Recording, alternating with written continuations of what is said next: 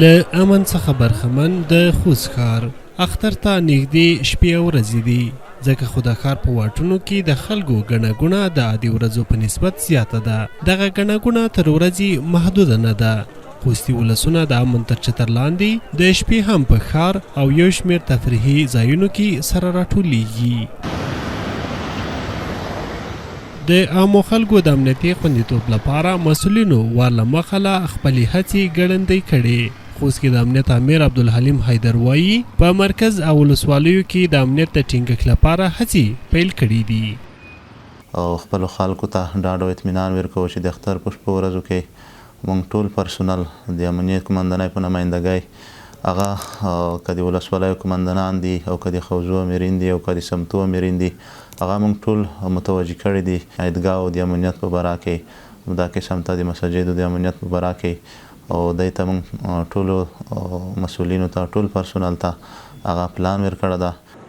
اخوا بیا خوست میشتې د امنیت په ټینګښت کې د امنیت قمندانۍ ترسره کړي فعالیتونه ستایي او په ورته وخت کې له مسؤلینو غواړي چې د اختر په شپو ورځو کې د اجرات لا زیات کړي او د یادو پیښو دي مخنیوی وکړي.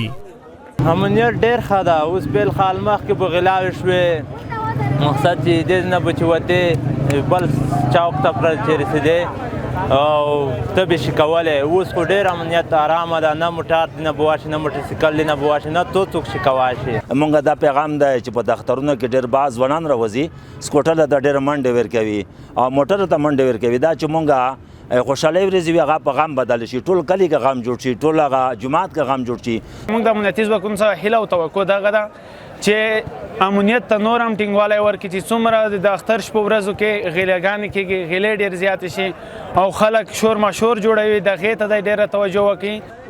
مسؤلین بیا وایي د اختر په شپو ورځو کې په ښار کې د نقلیه وسایطو ګڼه ګوڼه زیاته وي او په دې موخه یې د ښار په مختلفو ځایونو کې ترافیکي نښې ځای پر ځای کړي او زیاتوي. دوی په ټول توان سره هڅه کوي د ترافیکي پیښو ګراف راکم کړي. د ترافیکو مدیریت ته هم موږ دنده سپارلې ده چې په دا برخه کې ولس ته څومره خدمات وي، څومره اسانتیاوې هغه رامنځته کړي او په بعضې جدوی هغه بعضې ترافیکي نشانونه او بعضې اجناس هم نصب کړي دي تر څو ولس ته اسانتیا برابره شي. هیره دې نه وي چې له وروستیو 4 کلونو راهیسې د خوست ولایت په ښار او ولسوالیو کې د خلکو ګڼه ګوڼه زیاته شوي چې هم خلک یې لامل بشپړ امنیت یادوي. محمد الله سروري، حریت راډیو، خوست.